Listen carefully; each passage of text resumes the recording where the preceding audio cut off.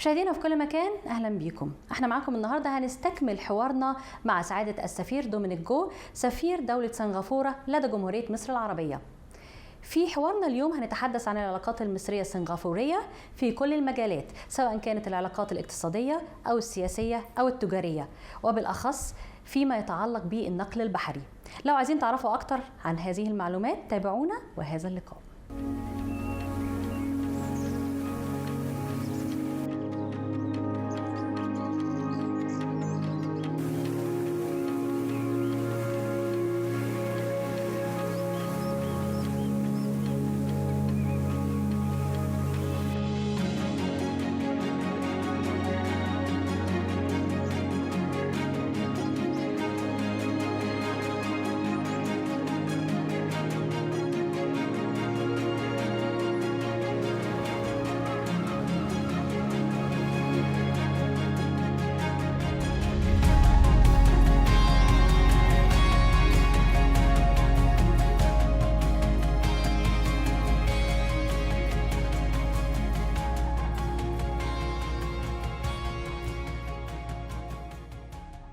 مشاهدينا في كل مكان، اسمحوا لنا النهارده هنستكمل معاكم لقائنا مع سعاده السفير دومينيك جو سفير دوله سنغافوره لدى جمهوريه مصر العربيه.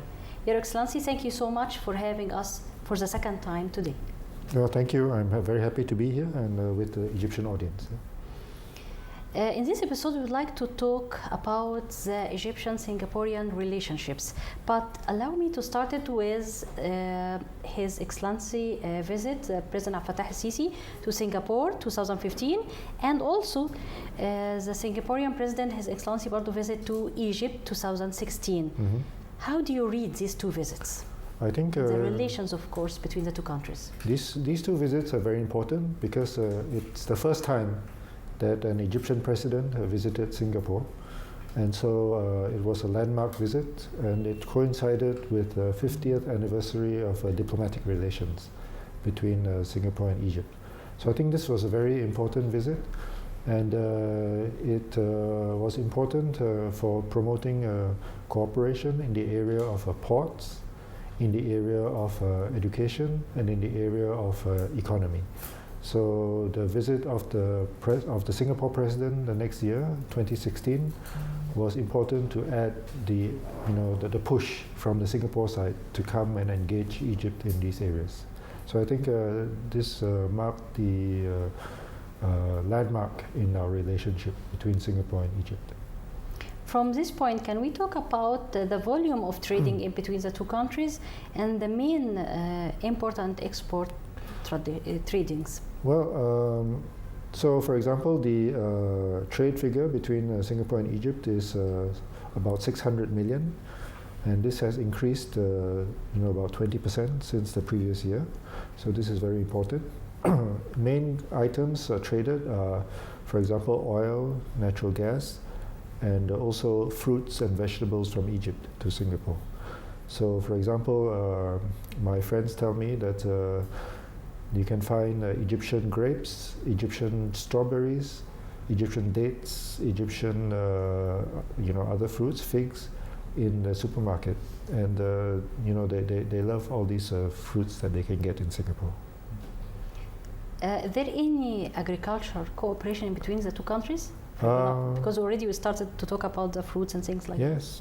So right now there is no government-to-government cooperation in agriculture, but there is some potential to develop this area further because it's a new area of cooperation, and I am planning to meet the agriculture minister to discuss this in further detail in the coming weeks.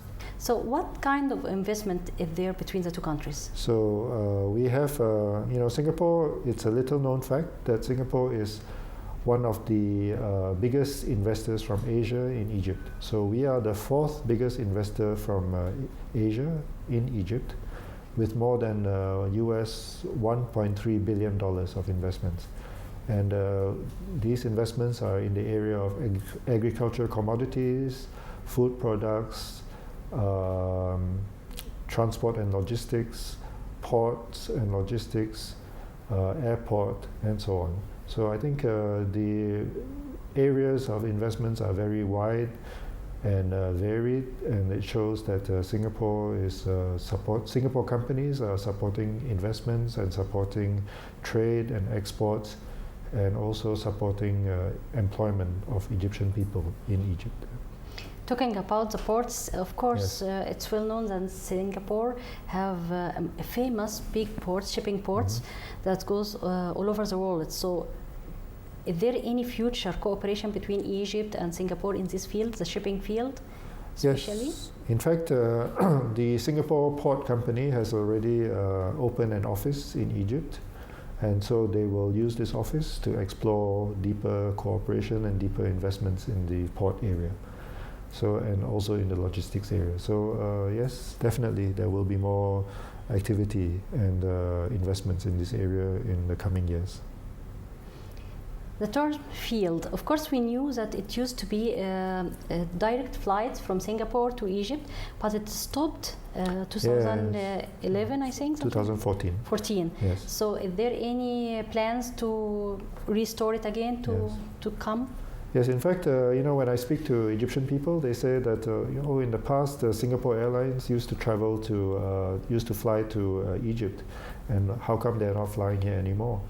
And I say, my answer is that unfortunately, Singapore Airlines had to stop during the revolution time because of the drop in tourism and the safety situation. So, but now I believe Egypt is safe and secure, and I have noticed also many Singaporean tourists coming to Egypt nowadays, and so I think it is time for us to bring back Singapore Airlines, and I'm discussing with them about how and when they can restart the flight to Egypt. Visiting Singapore before you die can be a transformative experience for several reasons.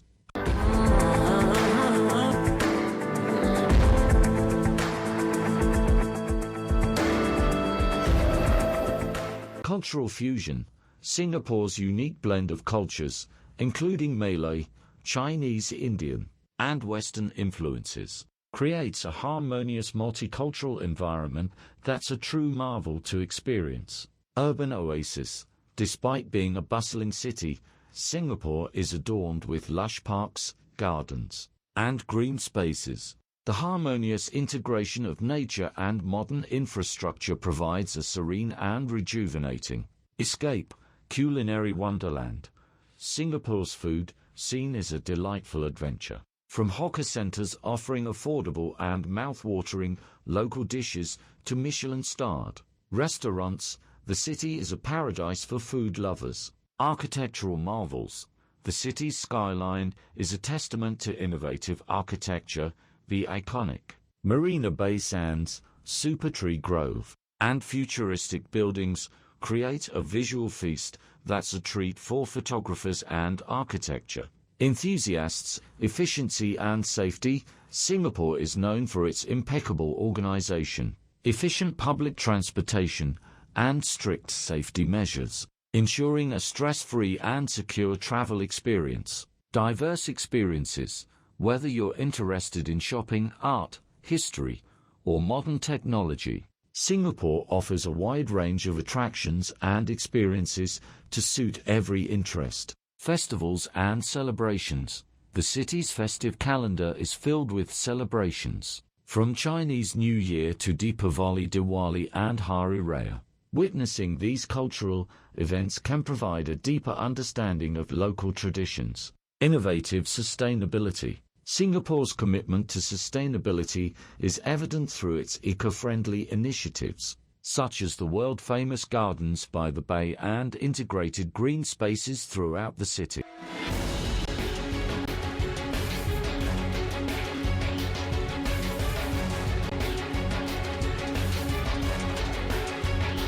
Talking about Al-Azhar. Yes. There is a cooperation in the field of education in Azhar and between Azhar and the Ministry of Education in Singapore. And can you tell us more about it? Yes, actually, Al-Azhar is, among our Muslim community, it is one of the best, in fact, the top Islamic university in the world. So as a result of which, our Islamic students have been coming to Al-Azhar since the 1960s to study Islamic studies, Islamic jurisprudence, Arabic studies, and so on. So we have, and this cooperation is continuing. So every year, I think we have more than 200 students from Singapore coming to Al-Azhar to study. And this is a very important link between our two countries, because the people from here, from Singapore, come to Al-Azhar to study, and they learn, that Egypt is a very moderate and tolerant place, and the religion that they bring back to Singapore is also moderate and tolerant. So I think this matches with the kind of Islam and the kind of society we want to develop in Singapore. How can we describe the cultural cooperation between the two countries? Well, the cultural cooperation is mainly in the area of tourism and mainly in the area of education, Al-Azhar. So, as I've already mentioned, we have many students coming, and they are learning the culture and the traditions and the religion of Egypt. So I think this we should continue. Your Excellency, I would like to have a brief about how did you develop the small industries in Singapore, and from here also I would like to know more about if there is any cooperation in the field of industry in between the two countries. Well, of course, the small industries are very important because they are one of the main employers in Singapore. So many people are working for the small and medium industries. So it is very important for us to help to develop this industry. And we have firstly the Small and Medium-Sized Enterprise Association, which helps to promote the development of the small and medium companies in the economy. And also we have a government agency called the Enterprise Singapore, which helps to these small and medium-sized companies to internationalize. So not just to have activities in Singapore, but for them to help to export their goods overseas, and also to make partners and joint ventures with overseas companies. So I think through this way we develop our small and medium-sized companies so that as they become more successful, they will also employ more people, and this will help the economy. And in terms of cooperation in the industrial field between Singapore and Egypt, in fact, right now, today, since yesterday and today, we have the Africa-Singapore Business Forum in Singapore. And attending this conference from Egypt are some major businessmen. They are in Singapore to promote Egypt to the Singaporean companies. So I'm aware that today they had a program where they met with at least 50 Singaporean companies to promote Egypt as a location for investments and a location to do business. So I think the economic cooperation is going very well, and I'm sure that in time we will see more and more results of this. And in fact, coming back also to tourism, just a few weeks ago, Minister Abbas Helmi was in Singapore to sign an agreement with Changi Airport in Singapore, and this will help to improve the service in Cairo Airport, so that this also will help to promote tourism in Egypt. So I think there's a lot happening between Singapore and Egypt, and I think this will be good for the relationship between our two countries. Your Excellency, we didn't talk about the health sector. Is there any cooperation in between the two countries in the health field, or drugs or things like this? Well, right now there is very little cooperation in this area, but I will be meeting, in fact I met with the health minister a few months ago, and I'll be meeting with the Egyptian Health Authority this week, and we will discuss where we can cooperate in this area. Yeah. In the field of archaeology, there is cooperation in between the two countries. Can we have a brief about it, or talk about it in general? Yeah, in fact, a Singapore company is helping to promote archaeology in Egypt. So, for example, a Singapore company is in charge of organizing the Ramses the Great exhibition, of course working together with the Ministry of Tourism and Antiquities. Together they have brought this Ramses the Great exhibition to Houston in America, San Francisco. It's now in Paris. After Paris it will go to Sydney. And I know after Sydney, the locations are not yet confirmed, but they are discussing other areas, for example, Japan, Germany, and other countries.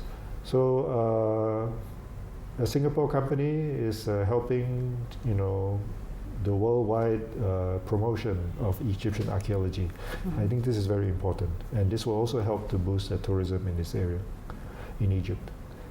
Another area of archaeological cooperation is we are planning to send a team of archaeologists the first time we are coming to Egypt. And the reason for this is, they recently discovered in Berenice. So they want to dig more. So we want to find out more information about this people, and we also want to find out about the trade relations between Asia and Egypt, ancient Egypt, in those days. Yeah. In fact, out of all the hundreds and thousands of artifacts that they have found in Berenice, they have discovered one single bead, a glass bead, for your necklace. They have discovered one single bead, and they have identified this bead to come from Indonesia, from Java. Really? Yes. So the team that comes from Singapore will also look at everything that has been discovered to see if they can find more things that come from Asia. So, maybe the experts are not so familiar with Asia, since they're Egyptologists. And so you need some Asian experts to come and look at everything again and see. Maybe there are things from India, things from China, things from Singapore even. So, and hopefully this team will get the approval to come to Egypt, I hope, for the 2024-25 season. So in about 2 years' time. Yeah. That's great.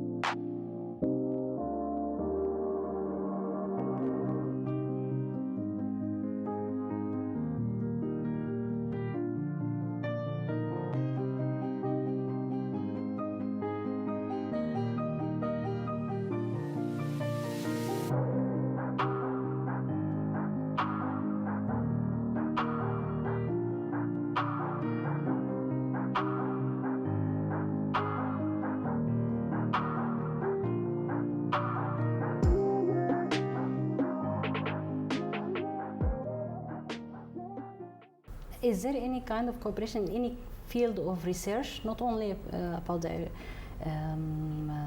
the agriculture or archaeology. Is there any kind of research in between the two countries? Has a cooperation with the Singapore University Business School, so they are developing their own cooperation in that area, in business, and also in what we call property development area. We also have some links with think tanks, with research institutes, and they are developing their own cooperation in policy fields, political science, and so on.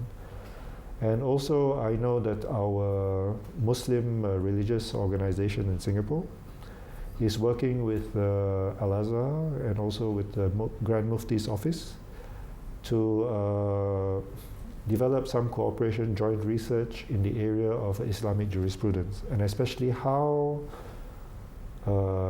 Islamic society or Islamic community can develop their own jurisprudence for the situation when the Islamic community is a minority.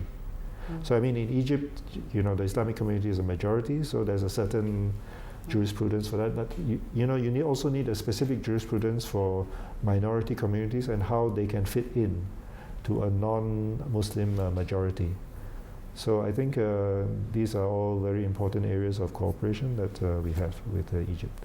Your Excellency, can I ask you about tourist destination here in Egypt that you have been to, and what's your favorite place? Well, I think I've seen many of the tourist destinations here. I have, of course, the pyramids, Luxor, Aswan, Abu Simbel, Karnak, Valley of the Kings, St. Catherine, Wadi al-Hitan. And what is my favorite? I think probably climbing Mount Sinai was a very interesting and enriching experience, and something unusual, very physically demanding, but we made it to the top to see the sunrise, and I think that was something special for us. And what about the Egyptian cuisine? Egyptian cuisine, yes. I've tried kosheri, I've tried falafel, ful, molokhia, and all these things, and shawarma. And I think what I like very much is I like in the morning, on the weekends especially, to go for an Egyptian breakfast, to eat ful and falafel. And I think it's very tasty breakfast. As I said, Singaporeans, we like to try food from all over the world. And Egyptian food is very tasty, and we enjoy very much. Can I ask you about how do you see the Egyptians, the citizens, the people? Well, Egyptian people are very friendly. Very often when I'm walking in the street, somebody will come up to me and say, hello, welcome to Egypt. And I think people from Egypt are very friendly people, and I have no problems living and working in Egypt. In fact, I can walk around and I feel totally safe. My wife and I, we have taken the metro, and it's a very modern metro, very comfortable, very clean, very safe, and we enjoy it very much. It's interesting for us to know about it. Your Excellency, thank you so much for having us for the second time, and thank you for your precious time with us. Thank you for coming all the way to the embassy, and thank you for all your viewers and your Egyptian viewers. And I hope that they find this interview interesting, and I hope that they will take the opportunity to find out more about Singapore and find out more about the cooperation that we have. Especially, I would like to emphasize that small little Singapore is fourth biggest investor from Asia, and we are helping you to develop your economy, we are helping you to create jobs, and our companies here are promoting exports, so they help your country to develop your export industry as well. So I think on the whole, we have a very good relationship with Egypt, and I thank you so much for taking the time to come here, and I hope your viewers will find this a very interesting conversation. Thank you so much. I think so indeed. Thank you, sir. مشاهدينا في كل مكان، بكده انتهى معكم لقائنا اليوم اللي كان مع سعادة السفير دومينيك جو، سفير دولة سنغافورة لدى جمهورية مصر العربية. في هذا اللقاء أو استكمالا في هذا اللقاء تحدثنا عن العلاقات المصرية السنغافورية ومن خلالها تحدثنا عن حجم الاستثمارات، ونقدر نقول برضو ايه هي طبيعة التجارة ما بين البلدين، بالإضافة للمشروعات إن شاء الله اللي سوف تقام ما بين الدولتين في عدة مجالات، ومن أهمها طبعا المجال النقل البحري. شكرا جدا لحسن متابعتكم لينا في حلقة النهاردة، واتمنى لكم كل التوفيق وإلى اللقاء.